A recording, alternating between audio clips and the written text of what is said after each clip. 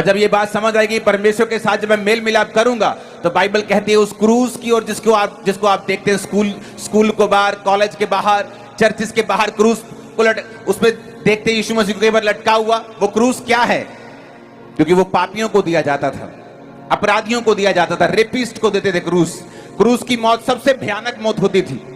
लेकिन बाइबल कहती प्रभु यीशु मसीह के वचन में लिखा था जो काठ पे लटकाया जाता है वो श्रापित है। क्यों यीशु मसीह श्राप बना? बाइबल कहती तुम्हारे और मेरे श्रापों को उठाने के लिए।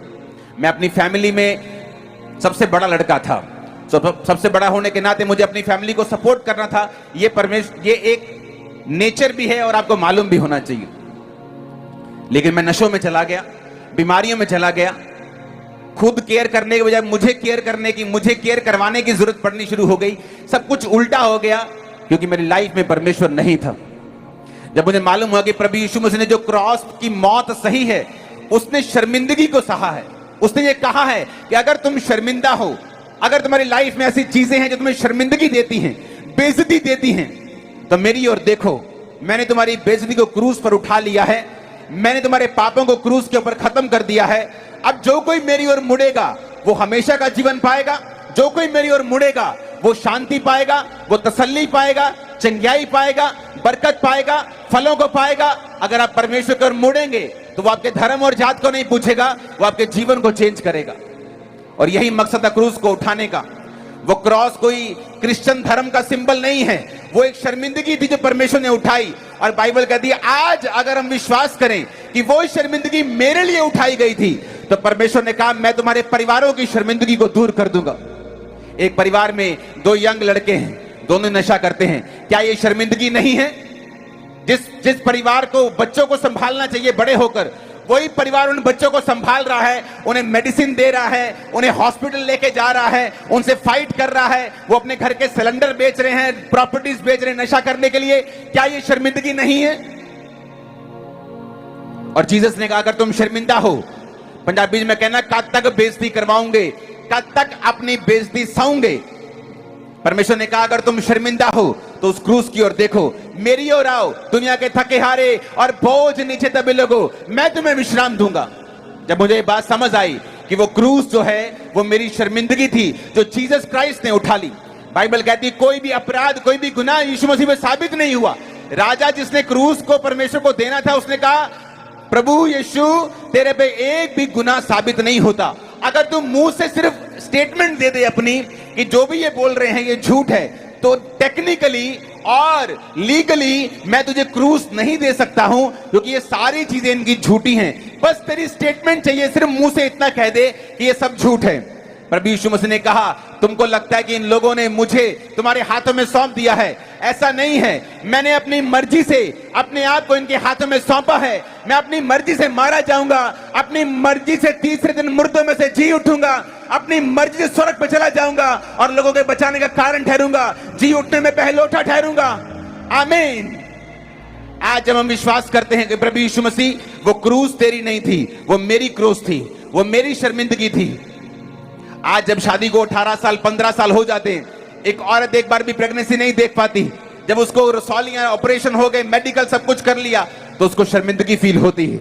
और जब आप जीसस क्राइस्ट की ओर मुड़ते हैं, आप जीवित चर्च में जाना शुरू करते हैं, जहां सामर्थ्य, जहां परमेश्वर का आत्मा काम करता है, तो वो परमेश्वर साबित करता है कि वो क्रूस जो मैंने उठाया था वो तेरे लिए उठाया था। किसी धर्म को बनाने के लिए वो क्रूस नहीं उठाया गया, किसी नए धर्म को स्थापित करने के लिए क्रूस नहीं उठाया गया, किसी धर्म को नीचा करने के लिए नहीं उठाया गया, वो आपके लिए उठाया गया, वो मेरे लिए उठाया गया। आमीन।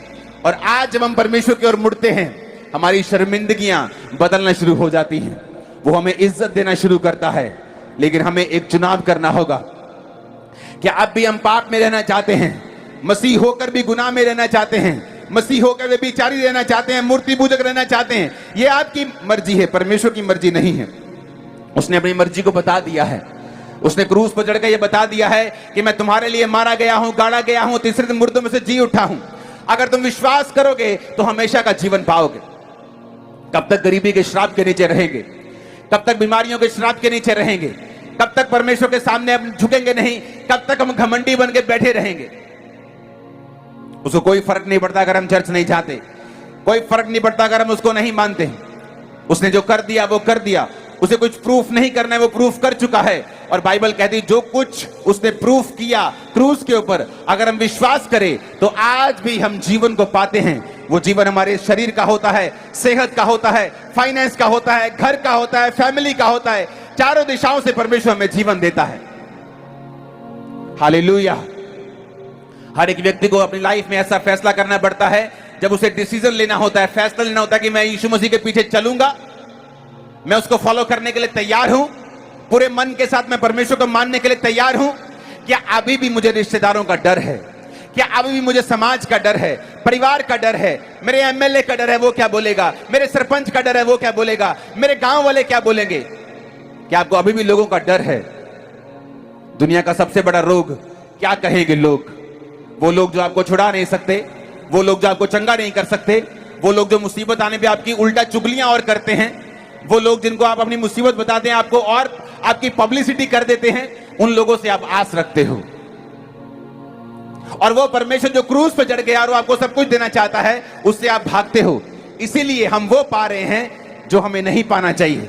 वो स्ट्रेस, वो टेंशन, वो लड़ाइयां, वो झगड़े, वो नशे, वो बीमारियां, वो श्राप जो नहीं होने चाहिए क्रिश्चियन व्यक्ति की लाइफ में, परमेश्वर आदमी की लाइफ में, जो परमेश्वर ने बनाया नहीं है उसके लिए आपको।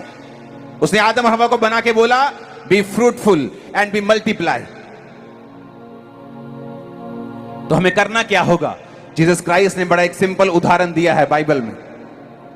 उसने कहा है यूहन्ना, जब हम 15 बाब पढ़ते हैं, उसकी एक आयत से पढ़ते हैं, उसने कहा सच्ची दाखलता मैं हूं और मेरा पिता किसान है। जो डाली मुझ में है और नहीं फलती उसे वो काटता है, जो फलती है उसे वो छांटता है ताकि और फले। तुम तो उस वचन के कारण जो मैंने तुमसे कहा है शुद्ध हो। तुम मुझ में बने रहो और मैं तुम में। यदि डाली दाखलता में बनी ना रहे तो अपने आप से नहीं फल सकती, वैसे तुम भी यदि मुझ में बने ना रहो तो फल नहीं सकते। जीसस ने कहा मैं दाखलता हूं, मैं अंगूरा दी वेल हां, तुसी मेरी टाणियां हो। मेरा बाप किसान है, तुसी मेरी टाणियां हो, मैं अंगूरा दी वेल हां। परमेश्वर ने क्या? परमेश्वर के वचनों को सुनने के लिए हमारे चैनल को सब्सक्राइब कीजिए और हमारी लेटेस्ट वीडियो सबसे पहले देखने के लिए बेल आइकन को प्रेस कीजिए।